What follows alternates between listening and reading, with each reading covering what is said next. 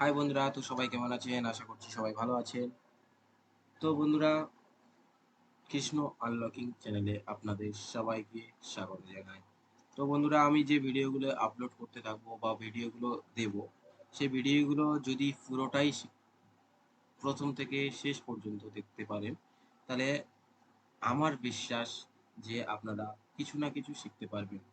তো বন্ধুরা, আজকের যে ভিডিওটা, সেই ভিডিওটা হচ্ছে আমরা মোবাইলের জগতে যারা মোবাইল সার্ভিসিং করি বা মোবাইল রিপেয়ারিং করি, যতটা আমাদের হার্ডওয়্যারের প্রয়োজন ততটা সফটওয়্যারের প্রয়োজন। তো যদি আপনারা কেউ সফটওয়্যার করতে চান বা সফটওয়্যারের কাজ শিখতে চান, তাহলে আমার ভিডিওগুলি ফলো করবেন। আমার ভিডিওগুলি ভালো লাগলে অবশ্যই একটা লাইক, কমেন্ট, শেয়ার করতে ভুলবেন না, আর বিশেষ করে সাবস্ক্রাইব করতে ভুলবেন না। সাবস্ক্রাইব করে বেল আইকনটাকে ক্লিক করে দেবেন, কারণ যখনই আমি ভিডিও আপলোড করব আপনাদের কাছে পৌঁছে যাবে আমার ভিডিওর নোটিফিকেশন।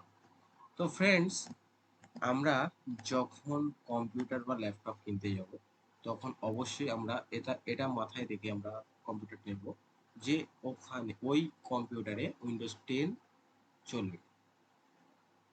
তো উইন্ডোজ 10টা কেন আমরা ব্যবহার করব? উইন্ডোজ 10টা হচ্ছে আমাদের মোবাইলের সফটওয়্যারের জন্য এখন বেস্ট ওএস হয়ে দাঁড়িয়েছে। তো আমরা সবসময় চেষ্টা করব উইন্ডোজ 10 64 বিট ওএস ব্যবহার করতে। তো যখনই আমরা কম্পিউটারটা নিয়ে আসার পর আমরা ফার্স্ট পুরো কম্পিউটারটাকে আমাদের রেডি করতে হবে যে মোবাইলে সফটওয়্যার করার জন্য কিভাবে রেডি করব। তো চলে এসো ভিডিওতে। আমরা ফার্স্ট চলে যাব গুগলে যাওয়ার পর এখান থেকে আমাদের আমাদের ফার্স্ট কাজ, আমাদের উইন্ডোজ ডিফেন্ডার কন্ট্রোল বলে একটা টুল রয়েছে, সেটাকে ডাউনলোড করব। তো সিম্পলি এখানে যাব, যাওয়ার পর এখানে দেখো নিচে স্ক্রল, এখানে দেখো পাসওয়ার্ড প্রোটেক্টেড রয়েছে, ফাইলটা কপি করে নিলাম, নেওয়ার পরে ডাউনলোড।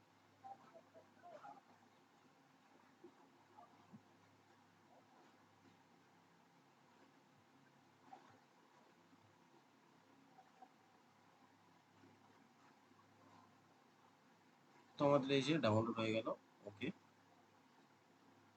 দেখো এটা হচ্ছে আমাদের একটা নর্মাল ফাইলে আছে।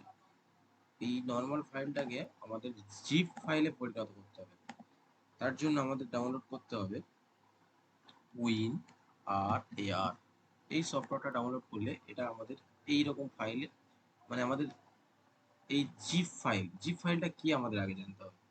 এই জিপ ফাইলটা হচ্ছে আমাদের একটা বড় ফাইলটাকে ছোট করে ওটাকে পাসওয়ার্ড প্রোটেক্টেড করেও রাখতে পারি আমরা। ঠিক আছে।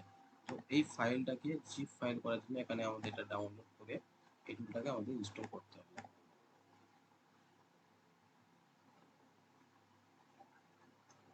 এটাকে শেখার জন্য সম্পূর্ণ ভিডিওটাকে ওয়াচ করতে হবে, তাহলেই শিখতে পারবেন। তো এটাকে ওপেন ফোল্ডার, এটাকে দেখো এটার মধ্যে একটা আমাদের ফাইলটা, সরি কোথায় গেল,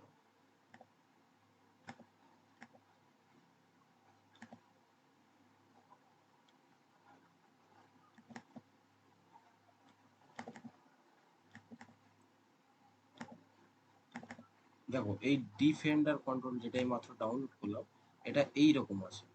তো এইটা যখন ইনস্টল করব, এই ইনস্টল, ওকে, ডান। দেখো সঙ্গে সঙ্গে আমাদের এই ফাইলটা চেঞ্জ হয়ে গেছে। তো এইটা হলে আমাদের কি হবে না, আমরা ফাইলটাকে কনভার্ট করতে পারবো, সরি ভাঙতে পারবো, এই জিপ ফাইলটাকে ভাঙতে পারবো। তো দেখো এখানে ভাঙার জন্য আমাদের এক্সট্রাক্ট টুতে ক্লিক করতে হবে, করার পর এখানে আবার ডবল ক্লিক করে এটাকে আবার ভাঙতে হবে। দেখো পাসওয়ার্ড, আমরা পাসওয়ার্ড আগেই কপি করে নিয়েছি এখান থেকে।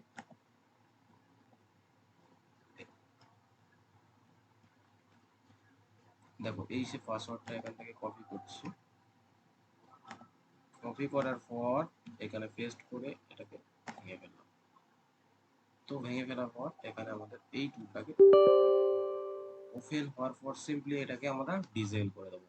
এখানে ডিসেবল আপনাদের এনেবল থাকবে, ওটাকে ডিসেবল করতে হবে। ডিসেবল অলরেডি করে রেখেছি, ডিসেবল করে দিলাম। ফার্স্ট কাজ হচ্ছে আমাদের এটা। সেকেন্ড কাজ হচ্ছে আমাদের সিগনেচারটাকে ডিসেবল করবো।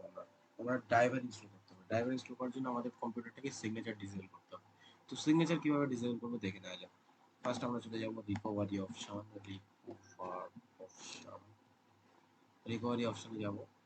রিকভারি অপশনে যাওয়ার পর এখানে রিস্টার্ট, যখনই আমরা রিস্টার্টে ক্লিক করব আমাদের পিসিটা রিসেট হয়ে যাবে। রিসেট হওয়ার পর আমরা এই স্টেপগুলো পরপর স্টেপ ফলো করব।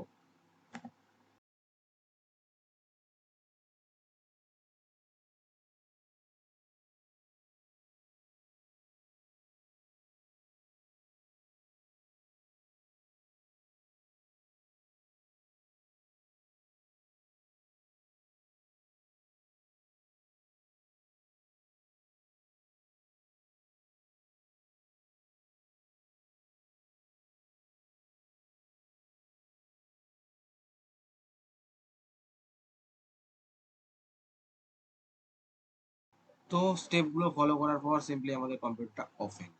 তো ওপেন হওয়ার পর আমরা কি করব,